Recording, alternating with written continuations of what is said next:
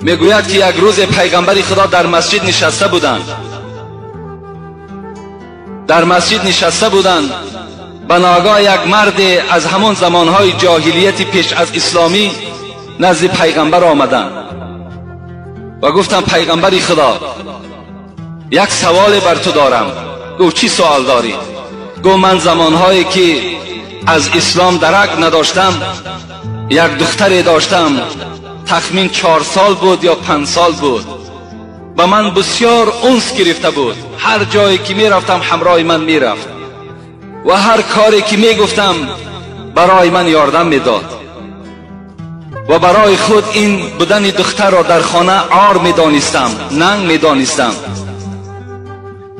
و مجبور شدم که این دختر را نابود کنم و او را باری میگوید فریب دادم. گفتم ای دختر، گفتم بیرون از قشلاق تماشا می روی. میگه این دختری من که بر من انس گرفته بود و دائم پیوسته که با ما بود، میگه با من راضی شد. ما از دستش گرفتم، میگه رفتم. وقتی به نزد چاه رسیدم، یک چاهی بود، میگه خیلی چقور بود و این دختر را فریاد زدم نزد من بیا، من بر تو یک شیرینی میدهم. وقتی این دختر میگه با یک چهره خندان نزد من دویده آمد، من وای از دستش برداشتم و در همون چاه پرتافتم. پیغمبر وقتی شنیدن پرتافتن این دختر را شنید، میگوید چنان گریه کرد که حتی میگوید این ریش کلان پیغمبر خدا از آب دیده تر شد. صحابه ها بعد جانب این مرد چی گفتن؟ گفتن پیغمبر خدا را غمگین کردی. این چه حکایه بود که برای پیغمبر خدا خبر دادی؟ پیغمبر گفتن که پیش راهی او را نگیرید، گویا که تا آخر وی حکایت کند. بعدن چی شد؟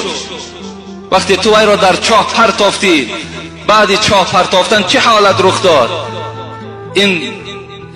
این مرد گفت پیغمبر خدا فقط همین قدر شنیدم، پدرجان این چه حالت بود؟ پدرجان این چه حالت بود؟